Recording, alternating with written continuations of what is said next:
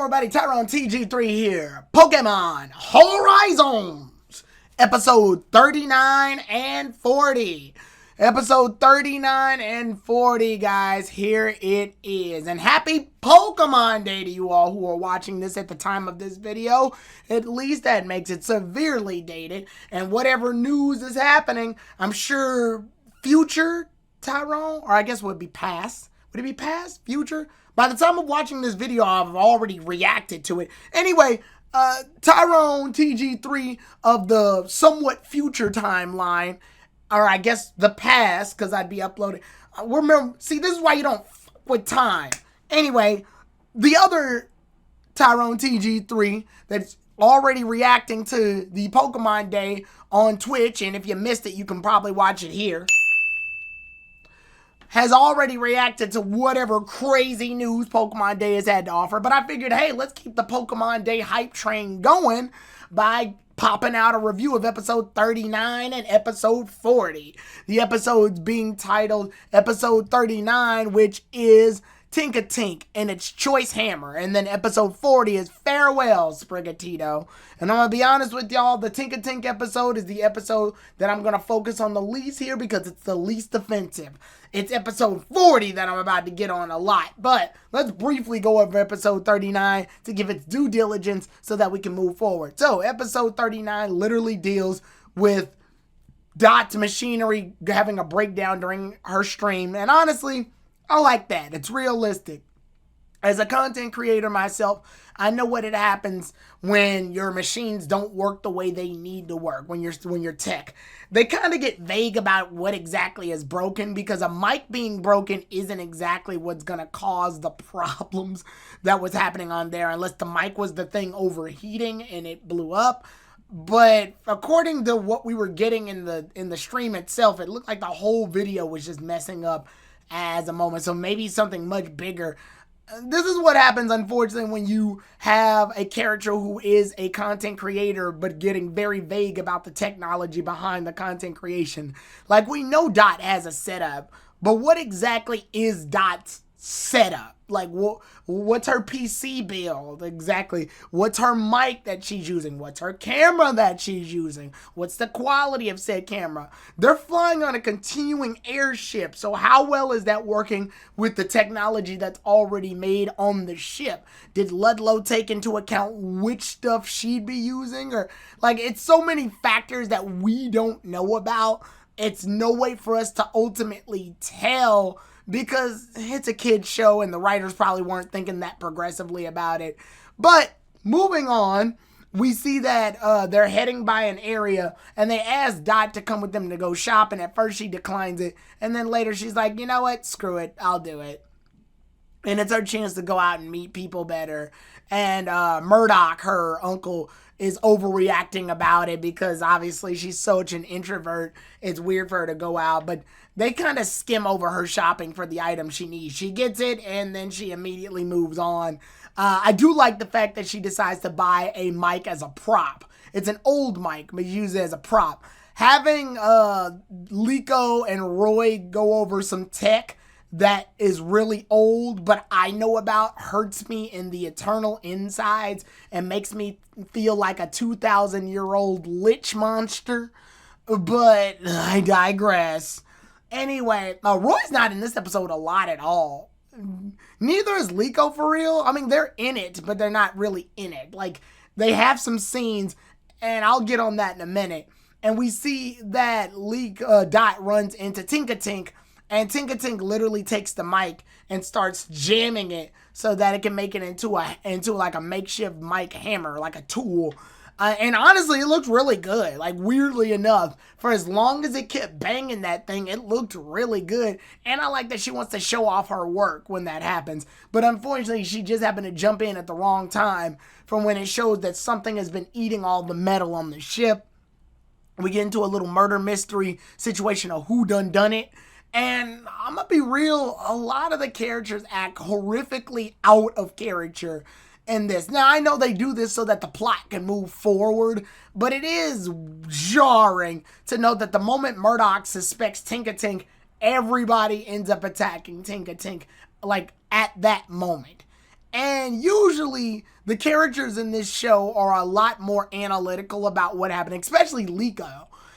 And Liko, now granted, she wasn't as hard as Roy and Murdoch were on Tinka Tink, but she still was chasing the thing and claiming it to be the thing that destroyed the metal. And again, weirdly out of place for everybody.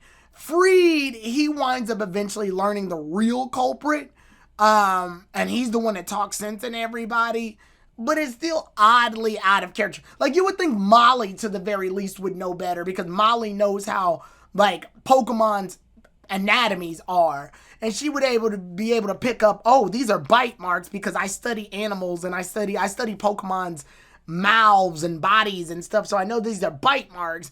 I don't know. It's weird that Molly didn't catch on as fast as Freed. I don't know, in my brain. And it's weird that Liko was jumping to conclusions, even though Liko's usually the one that's more analytical in the group too.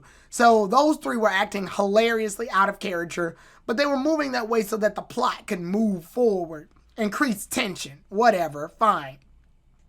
But also it's so that Dot can be against everybody else because she knows the truth.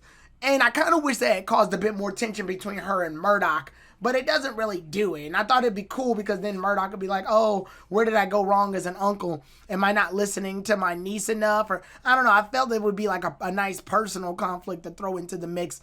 But unfortunately, we don't get that.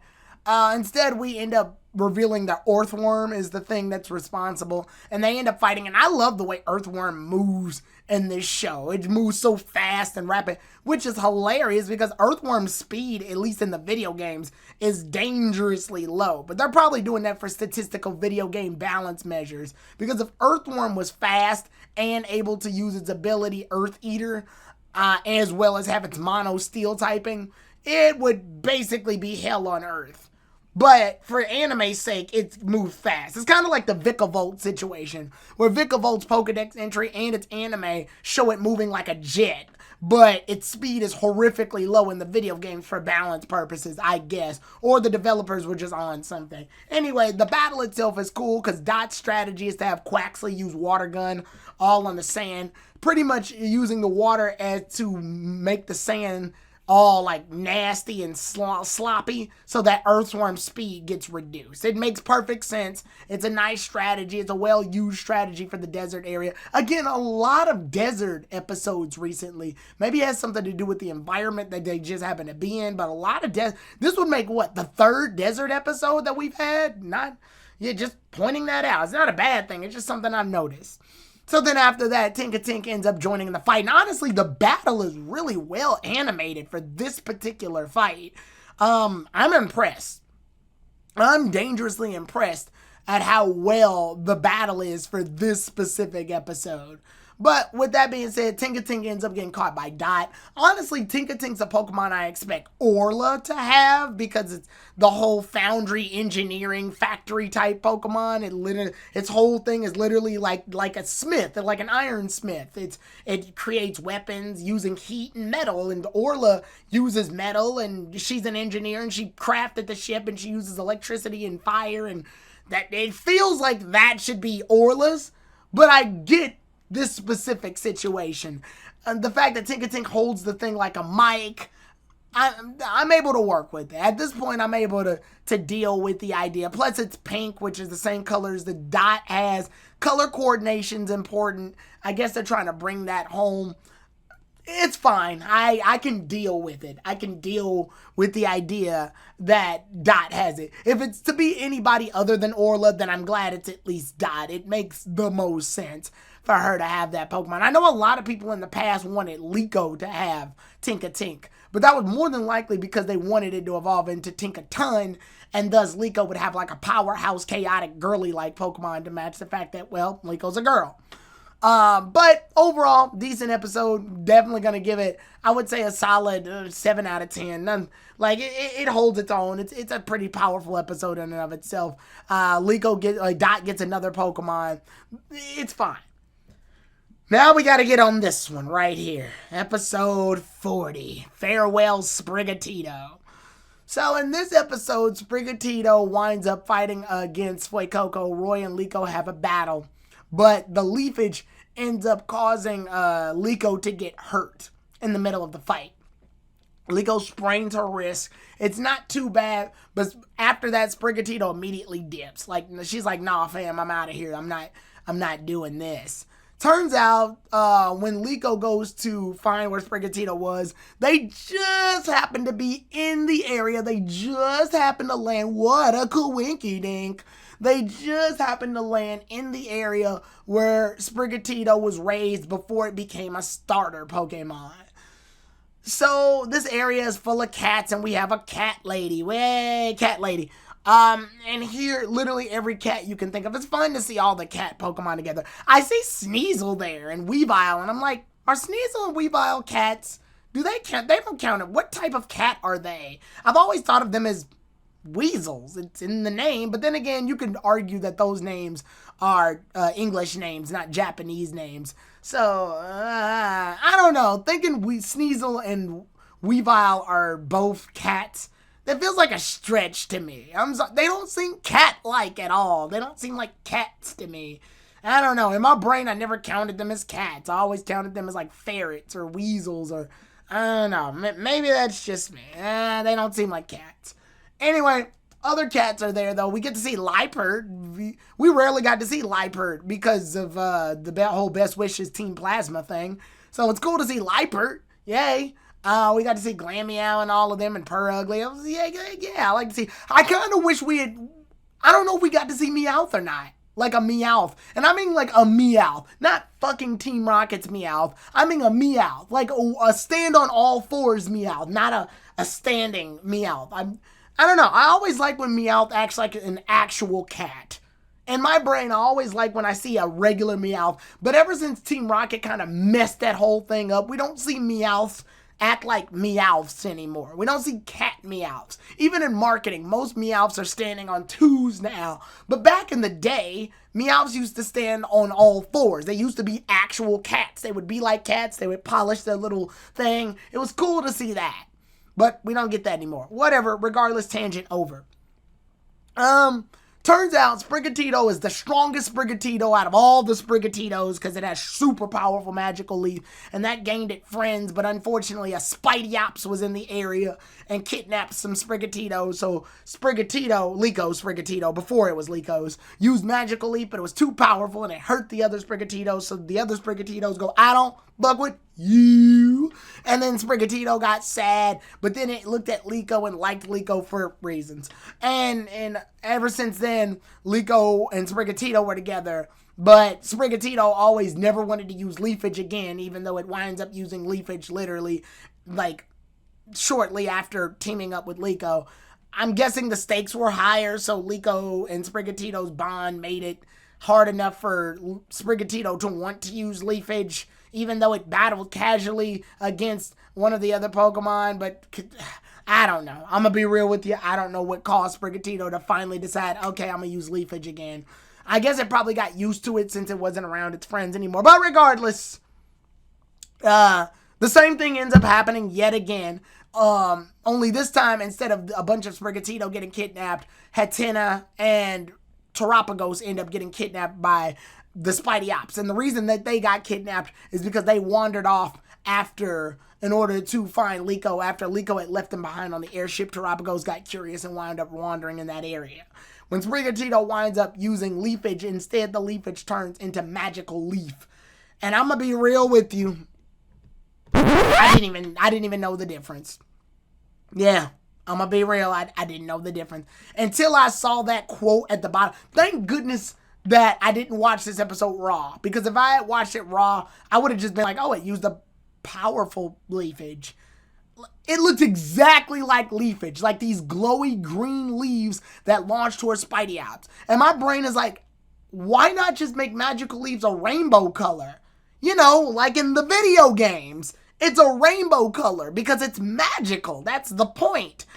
It just looks like Leafage. And I'm going to be real with you. Leafage just looks like a glowy version of Razor Leaf, which looks a lot like Leaf Tornado. Like I can almost not tell. If you were to put Leaf Tornado, Leaf Storm, Leafage, and Magical Leaf all in one spot, and you were like, which attack is which? I could barely tell you what Leaf Tornado is because there's a tornado happening. But Leaf Storm looks almost the exact same as Magical Leaf, and which looks like a glowed up version of Razor Leaf and Leafage. Like it's literally the exact same thing. They really dropped the ball on this one when it comes to like designs of attacks.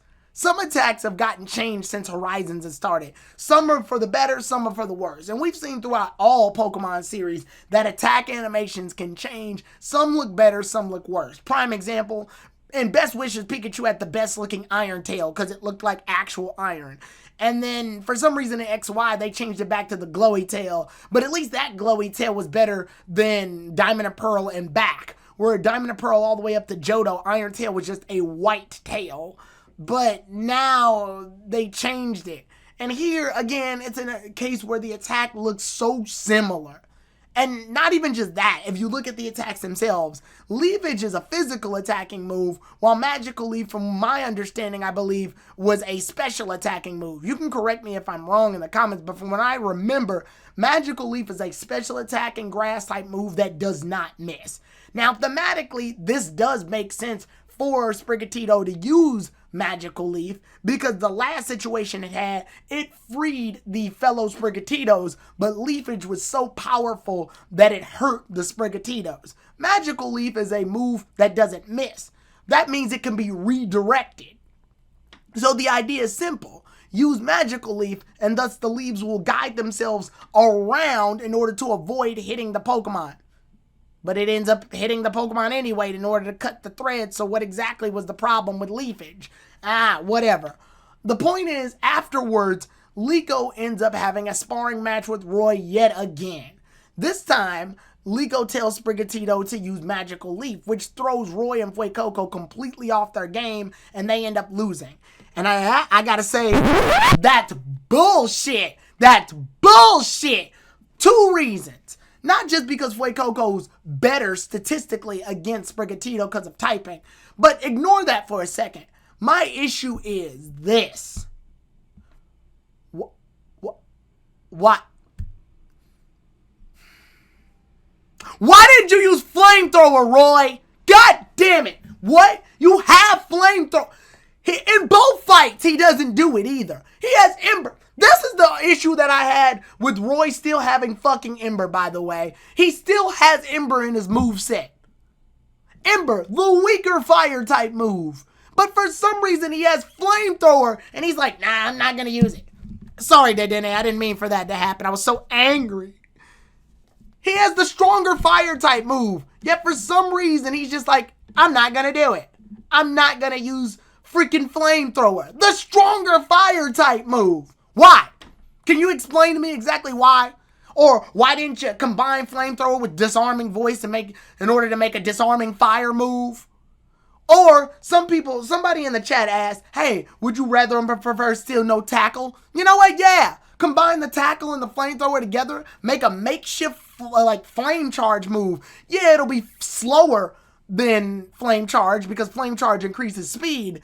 Yeah, it'll be slower and more predictable, but the combination move would be like more powerful because, you know, Flamethrower combined with Tackle. It's like a fiery tackle, almost like a Flare Blitz, but like a weaker version of it. Or you got Stomping Tantrum. But for some reason, Roy's like, yeah, I'll use Ember. That's the move that Fuecoco and I'll use in a fight against a freaking grass type Pokemon. Like what the? And they did. I know why they did this. They did this to show off the fact that Liko and Sprigatito are getting stronger. Plus, Liko's the main character, so she still got to have a one-up over Roy, even though Roy's still a main character too. And I never saw a situation where if Roy or Liko win, either of them are stronger than each other. I can see that if they fought each other, maybe Liko wins some fights and Roy wins some fights, and that means they're about even, right? And I'm not a power scaler. I'm fully under the belief that literally if you do a certain attack a certain way, and at least in Pokemon, it can change the outcome of a battle entirely. But for Roy to just not use Flamethrower baffles me. And the other thing I'm mad at is Liko and Sprigatito's goddamn moveset. This thing still knows freaking Leafage, Magical Leaf, and now it knows Scratch still. It still only knows 3. Oh, and Quick Attack. I'm sorry, I completely forgot about Quick Attack. And why didn't it combine Quick Attack with Magical Leaf? That would have been kind of cool to make an arrow-directed, like, Quick Attack that has a coating of leaf around it. Like a makeshift, like, Grassy Glide or something. That would have been cool. But no, this stupid-ass thing knows 2 moves that are completely identical, Quick Attack and fucking Scratch. I would have rather Liko and Sprigatito had learned Slash. At least then you can see, oh, okay, I get it. Sprigatito's like making its nails longer to use the slash in order to cut the like webs that Spidey made. Now that Spidey isn't holding the other Pokemon hostage anymore, it can use Leafage and bam, hit Spidey. Like it would have been a match made in heaven. Like that's perfect. No, learns Magical Leaf, a move that's completely identical to Leafage. Looks the same, isn't that much different. The cat lady even says, oh, it caused the Leafage move to become stronger. Okay, that means that maybe she replaced Magical Leaf. Maybe she replaced Leafage with Magical Leaf. Maybe you're thinking that. Oh, okay, maybe that's what's happening. No, they only had 3 moves. This would be the 4th move, so that means Liko's Sprigatito has 2 grass moves that both look dangerously the same. 1 Quick Attack priority move, which is useful, and then a Scratch attack. Meanwhile, Roy has Flamethrower, Disarming Voice, and Stomping Tantrum. 3 noticeably powerful attacks. And Ember. And I'm like, this is a mismatch. Did the writers not communicate with each other on this one? The pacing and the growth of Liko and Sprigatito versus Roy and Fuecoco is so odd. In one moment, they'll learn really strong moves, but keep weirdly weak ones on their moveset arsenal. And for some reason, both characters have very weird and awkward moveset like choices.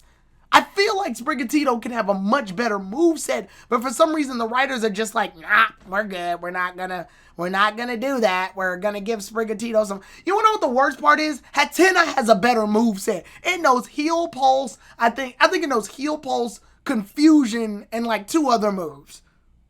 But it has a noticeably better potential in its moveset. It has a healing move for tag team battles. Meanwhile, Sprigatito knows 2 moves that are ambiguously the same. And the worst part is in the last few battles, Sprigatito's just been sort of spamming Leafage. So Magical Leaf's not going to look any different. And what's going to be the situation that causes for Leafage versus Magical Leaf? They're both the same damn move. There's not even a big difference.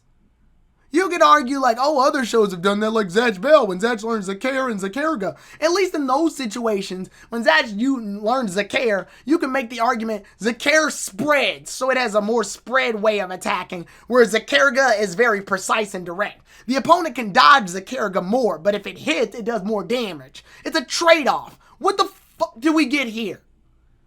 Like, why on the earth would you even use Leafage anymore if you have Magical Leaf?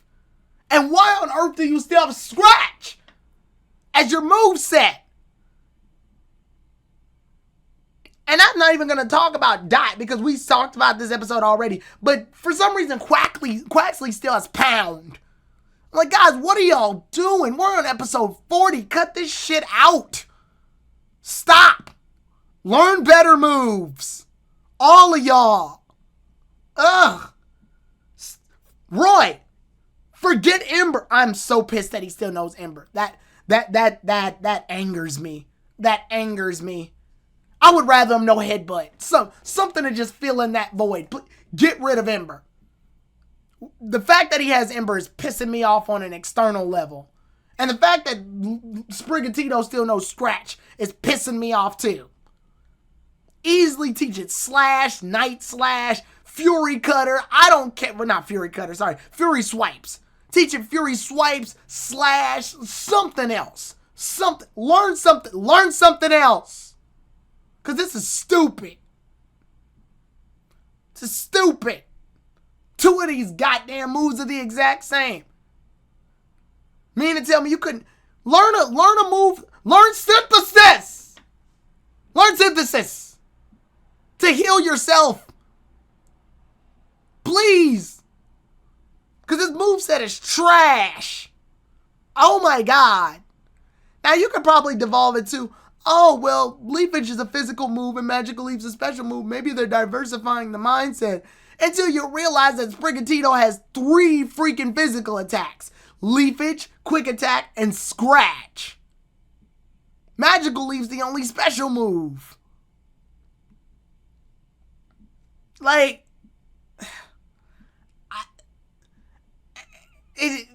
and Liko would seem like the more strategic battler, so you would have her use a move. Teach it growth if you have to, but do something else. Because this is asinine. Like these moves, we still don't even know what Captain Pikachu's 4th move is. Like, what are y'all doing? Ugh. Jesus Christ. I told y'all last part that this was going to be a rant. I told y'all that. I told y'all that way ahead of time. But, you know what? Score-wise, we do get some good backstory on Sprigatito. That, well, I'll give it that. Like, I like the fact that we get to know what Pokemon's lives were like before they become starter Pokemon in this series, because that's interesting.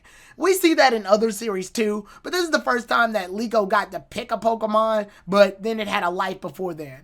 Although it leads to some weird, like, I wouldn't say plot holes, but it leads to some very obvious, this feels weirdly convenient moments. Like the fact that they having to land right where Sprigatito's house was, like before it became Liko's partner. Too much of a coincidence that they happen to land there. Like, really? Right here is where we land, right when Sprigatito just happened to injure Liko in the same way it injured its friends back in the day. Like everything weirdly lined up. But if I had to give it a score, I'm going to be real. It's mostly because the payoff here is that Sprigatito gets a move that is ambiguously close to its move that it has already. I'm giving it a 5, y'all. I'm sorry. Cool lore that we get for Sprigatito, whatever, a backstory or whatever, but the payoff was kind of lackluster. But with that being said, looks like I'm finally caught up to the Pokemon Horizon series, by the way. So that's good. That's good. Hell yeah. We finally caught up to the episodes. It was a long time coming, and I apologize, but it looks like we're back on track. So with that being said, episode 41 is going to be Enter the Intense Mom. And then episode 42 is Transform Palafin, the hero of the sea. So it looks like we're doing some more character development episodes. So with that being said, I may wind up reviewing those 2 episodes together. So I'll see y'all then, everybody. Tyrone TG3.